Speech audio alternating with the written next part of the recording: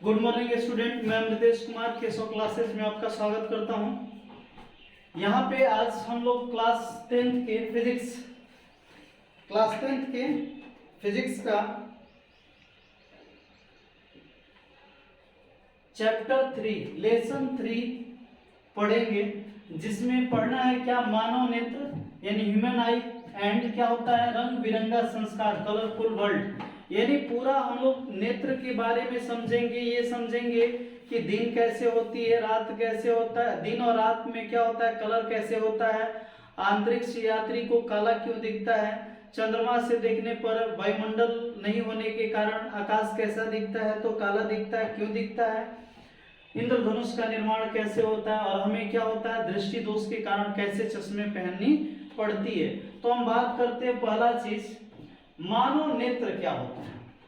मानव नेत्र कैसा होता है, मानव नेत्र में कौन कौन से पार्ट होते हैं। देखिए, मानव नेत्र की आकृति बिल्कुल गोलाकार होती है। जैसे हम बात करें तो मानव नेत्र का स्थिति जो होता है इसी तरह से होता है लगभग। ये बाहरी भाग जो होता है इसको हम लोग दृढ़ पटल कहते हैं, बहुत श्वेत रंग का होता है और बहुत ही मजबूत होता है।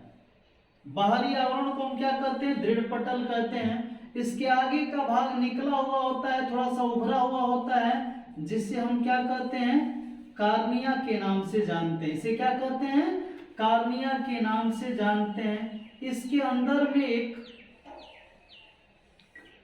छड़नुमा आकृति होती है, जिसे हम लोग क्या कहते हैं, रेटिना के नाम से जानते हैं। इसको क्या कहते हैं, रेटिना कहते हैं। देखिए, दृढ़ पटल प्रकाश को क्या करती है, बाहर जाने से रोकती है।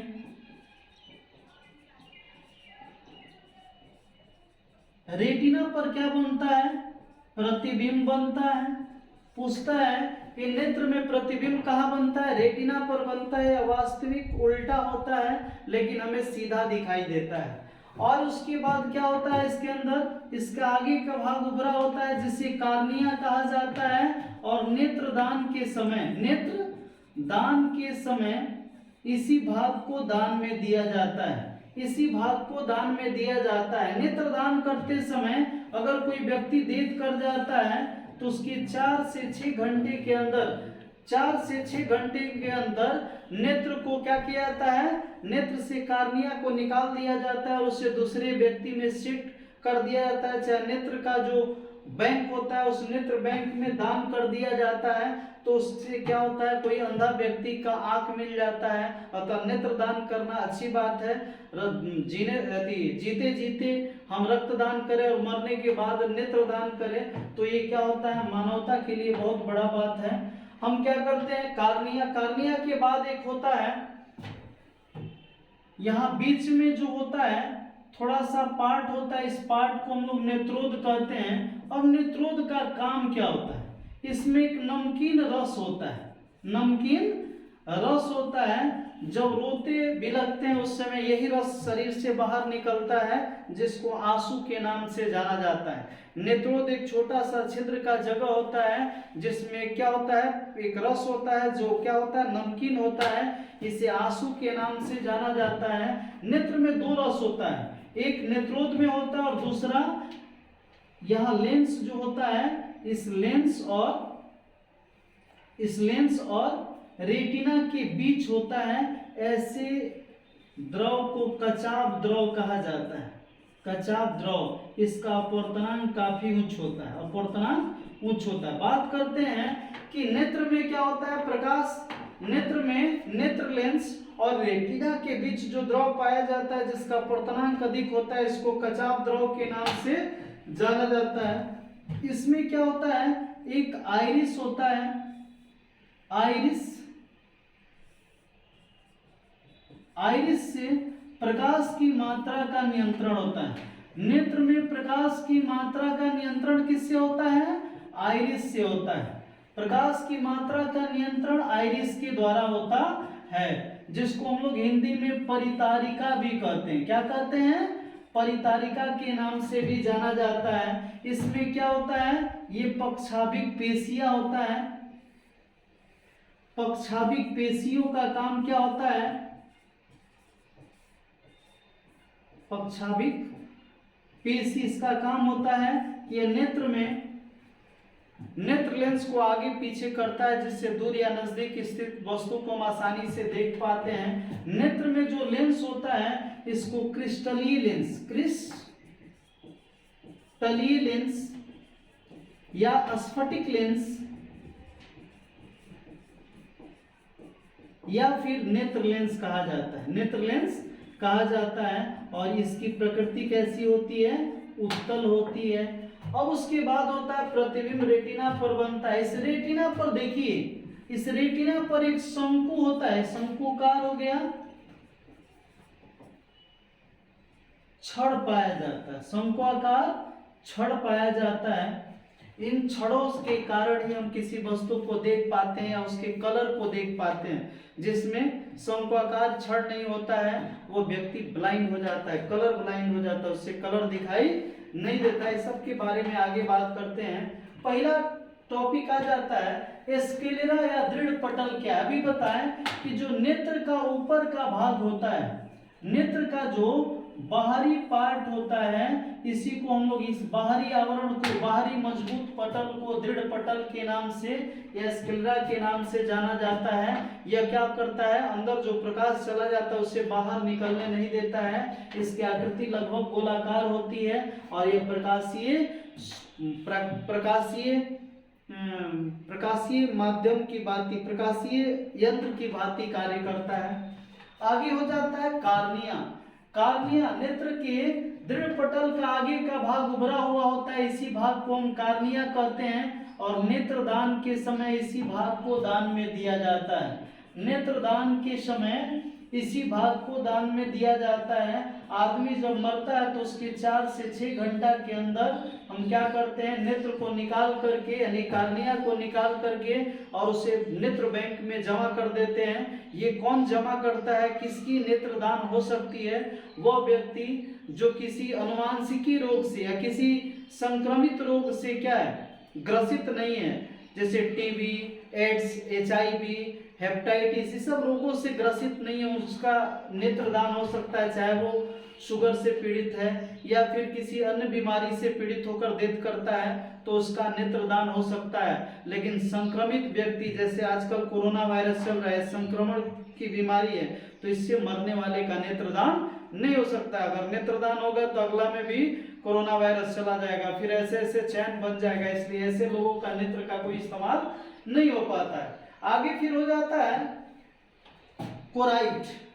कोराइट जो होता है नेत्र का जो रेटिना का छड़ होता है वहीं पे स्थित होता है, कार्निया के ठीक पीछे स्थित होता है।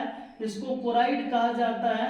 इसी कोराइट के सहारे क्या होता है, नेत्र में लेंस को आगे पीछे किया जाता है। आइरिस जिसको हिंदी में हम लोग परितारिका कहते हैं, नेत्र में प्रकाश की मात्रा का नियंत्रण इसी के द्वारा होता है। नेत्र में प्रकाश की मात्रा का नियंत्रण, नेत्र में प्रकाश की मात्रा का नियंत्रण। आप देखें कि रात के समय में हमें कम दिखता है जबकि उल्लू को ज्यादा दिखता है। वही अगर हम एकाएक घर में हैं और बाहर निकलते हैं, बाहर ज्यादा धूप है तो हमें कुछ दिखाई नहीं देता है, इधर उधर इसे देखते हैं, क्यों दिखता नहीं, आंख इसे कर लेते हैं। क्यों करते हैं, क्योंकि जो नेत्र होता है, नेत्र में परितारिका है, प्रकाश उतनी ही अंदर जाने देता है जिससे हमारा नेत्र किसी वस्तु को देख पाता है। कभी कभी ऐसा हो जाता है कि हम घर में हैं और घर में से एकाएक बाहर जाते हैं, घर में चूंकि प्रकाश कम था तो परितारिका पूरा फैल गया और हमें सब कुछ दिख रहा है। एकाएक बाहर जाते हैं, परितारिका बहुत ज्यादा फैला, प्रकाश बहुत ज्यादा चला जाता है, हम चकाचौंध जाते हैं, हमें कुछ दिखाई नहीं देता है, तो बाहर कुछ दिखता नहीं है। अगर बाहर से हम एकाएक धूप में से आते हैं, घर में प्रवेश करते हैं, कुछ दिखता नहीं। क्यों नहीं दिखता है, क्योंकि बाहर ज्यादा प्रकाश होने के कारण परितारिका सिकुड़ी रहती है और अंदर जाते हैं तो जितनी प्रकाश अंदर होती है उससे हम किसी वस्तु को देख नहीं पाते हैं तो धीरे धीरे वो फैलती है और प्रकाश की मात्रा जब पूरी जाने लगती है तो हमें कुछ देर बाद दिखाई देता है। अर्थात घर में एकाएक प्रवेश करने पर हमें कुछ नहीं दिखाई देता है, क्योंकि परितारिका सिकुड़ी हुई होती है, उससे ज्यादा प्रकाश नहीं जा पाती है जिससे प्रतिबिंब बन सके। और अगर घर में है तो ये फैली हुई होती है, बाहर जाते हैं तो ज्यादा प्रकाश जाने के कारण भी प्रतिबिंब नहीं बनता है। अब देखिए उल्लू जो होता है उसका आंख थोड़ा सा क्या होता है, इस तरह से होता है, उसका आंख इस तरह से होता है और इसमें इस तरह से शंक्वाकार छड़ लगे होते हैं। अब इस तरह का शंक्वाकार छड़ होने के कारण ये क्या होता है, ये बंद होता ही नहीं है। और जब बंद होता नहीं है तो इसमें प्रकाश की मात्रा काफी दिन में चली जाती है, जिससे उल्लू को दिन में दिखाई नहीं देता है। जबकि रात्रि में कम प्रकाश होता है तो भी इसका नेत्र बहुत ज्यादा खुला होने के कारण ये आसानी से किसी को देख लेता है और हमें उतना दिखाई नहीं देता है। अतः उल्लू को रात में दिखाई देता है और दिन में दिखाई कम देता है। आगे आइरिस यानी परितारिका जो नेत्र में प्रकाश की मात्रा का नियंत्रण करती है। अब इसके आगे हो जाता है पुतली, इसको नेत्र द्वार भी कहा जाता है। कार्निया के ठीक पीछे और लेंस के ठीक आगे एक छोटा सा छिद्र होता है, इसी छिद्र को पुतली के नाम से जाना जाता है। अब उसके बाद हो जाता है, देखिए जैसे मान लीजिए यहाँ पे हम बात करें तो इसमें ये जो पार्ट है, ये जो पार्ट है यहाँ पर क्या होता है, सिलियरी पेक्सिया होती है जिसको पक्षाभिक पेशी कहा जाता है, जिसके सहारे नेत्र लटका होता है, लेंस लटका होता है और इसको क्या करते हैं, आगे पीछे करता है। नेत्र की इसी क्षमता को नेत्र का समंजन क्षमता कहा जाता है। नेत्र का समंजन क्षमता क्या है, नेत्र का वह गुण जिसके कारण उसकी फोकस दूरी अपने आप बदलती रहती है, जिस कारण दूर या नजदीक स्थित किसी वस्तु को हम आसानी से देख पाते हैं। अब देखिए कैमरा खींचने वाला जो होता है आगे पीछे होता है, लेकिन हम किसी चीज को देखने के लिए आगे पीछे नहीं होते। इसका मूल कारण यही है कि हमारे पास क्या है, समंजन क्षमता नेत्र के पास है, जो सिलियरी पेशियों द्वारा आगे पीछे करके फोकस दूरी बदलने में सहायक हो जाती है। अब इसके बाद हो जाता है बाबू नेत्र लेंस।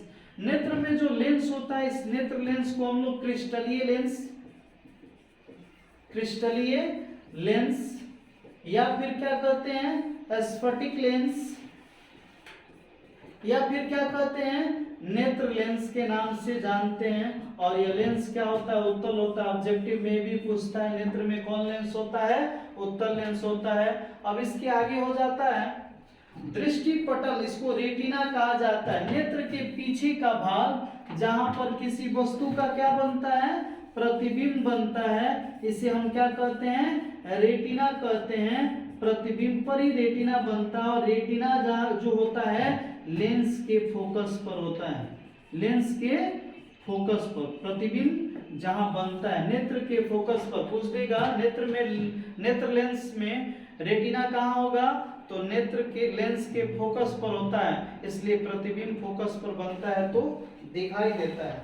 अब इसके आगे हो जाता है पीत बिंदु, येलो पॉइंट। पीत बिंदु क्या होता है, लेंस और लेंस और सिलेरी पेशी के बीच पीत बिंदु होता है, जो क्या होता है, पक्षाभिक पेशियों को आगे पीछे होने में मदद करता है। अब आगे होता है अंध बिंदु। देखिए अंध बिंदु, ब्लाइंड स्पॉट क्या होता है। रेटिना जो होता है, रेटिना जो क्षणनुमा आप देख रहे हैं, इस रेटिना पर भी थोड़ा सा ऊंचा पॉइंट होता है, इसी पॉइंट को ब्लाइंड स्पॉट कहा जाता है। जिसका थोड़ा सा ऊंचा नहीं रहेगा तो क्या होता है, उससे कुछ दिखता उगता नहीं है, और जब दिखता नहीं है तो उसे ब्लाइंड व्यक्ति कहा जाता है। यानी ब्लाइंड आदमी कब हो जाता है, जिसमें ये अंध बिंदु नहीं होता है, ये छोटा हो जाता है, तो हम क्या कहते हैं कि वो अंधा व्यक्ति, उसे कुछ दिखाई नहीं देता है। और इसी पर एक और बिंदु होता है जो क्षणनुमा होता है, शंकुकार का क्षणनुमा होता है, जिसके न होने के कारण हम किसी वस्तु को देख नहीं पाते हैं। जैसे हम बात करें कि सांड, भैंसा या फिर जानवर जो होते हैं वो लाल और हरियर देख के भड़क जाते हैं। क्यों भड़कते हैं, चहट लेते हैं? वजह क्या है? क्योंकि वे सब कलर ब्लाइंड होते हैं, वर्णांध होते हैं। वर्णांध क्यों होता है? आंख की वह बीमारी जो जन्मजात है, ऐसे बीमारी को हम लोग कलर ब्लाइंड कहते हैं। ये किसके कारण होता है? तो जब रेटिना पर क्षणनुमा कोई चीज नहीं होता है तो आंख उस किसी वस्तु को देखने में असमर्थ होती है, कलर को देखने में असमर्थ होती है। तो इसी को हम लोग क्या कहते हैं? वर्णांध यानी कलर ब्लाइंड कहते हैं। और जितने जानवर है लगभग कलर ब्लाइंड होते हैं। आप देखे होंगे कि कोई लाल और हरा पहन के आता है, बस भड़क जाता है और भड़क के अपना मुड़ी गाड़ के वो बचाव पक्ष में, चूंकि उसको हिलता हुआ दृश्य दिखाई देता है, वो दौड़ता है अपने बचाव के लिए, और इसी में जो व्यक्ति लाल और हरा पहन के घूमता है उस पर वार कर देता है।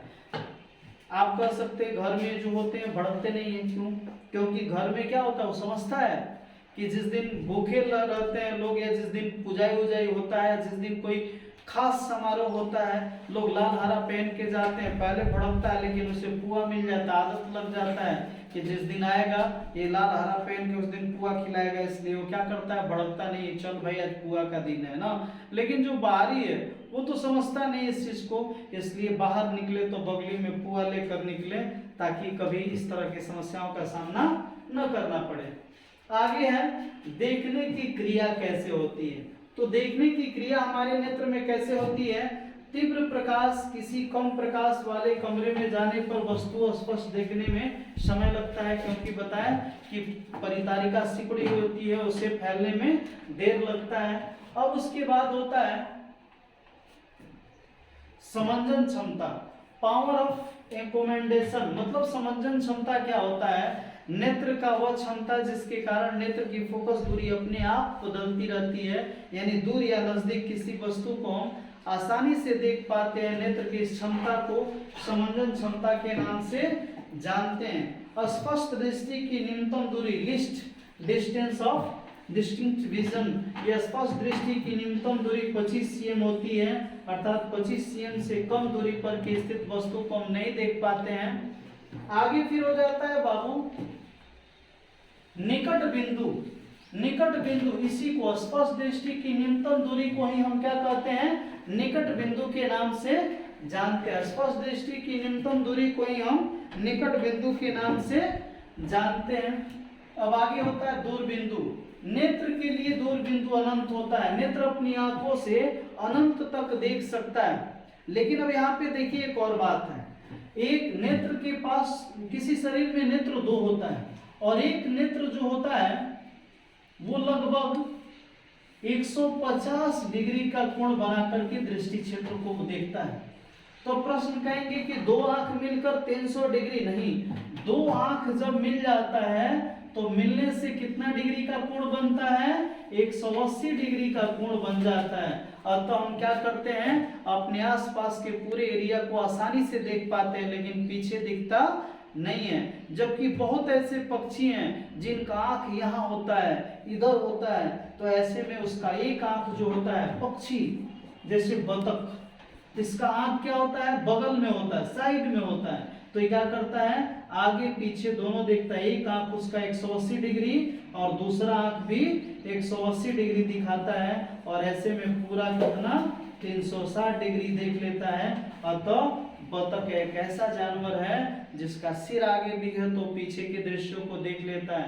तो क्या होता है, हर व्यक्ति में एक कमी होती है, वो पीछे की वस्तु को तो देख सकता है। अब कोई पकड़ने आ रहा है और उसको क्या बना दिए भगवान, ऐसा पैर बना दिए कि वो देखते हुए भी भाग नहीं पाता, फदर फदर करता और पकड़े जाता है। यानी कहने का मतलब है कि हर व्यक्ति में बहुत से गुण हो सकते हैं तो दोष भी होंगे। ये ऐसा इसलिए किसी के गुण और दोष से ज़्यादा क्या होना चाहिए, निराश हताश नहीं होना चाहिए, क्योंकि एक सिक्का के दो पहलू है।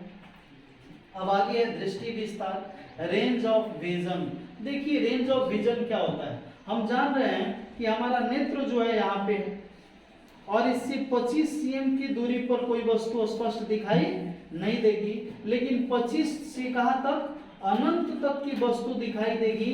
तो इसी दूरी को हम लोग क्या कहते हैं, दृष्टि विस्तार, रेंज ऑफ विजन।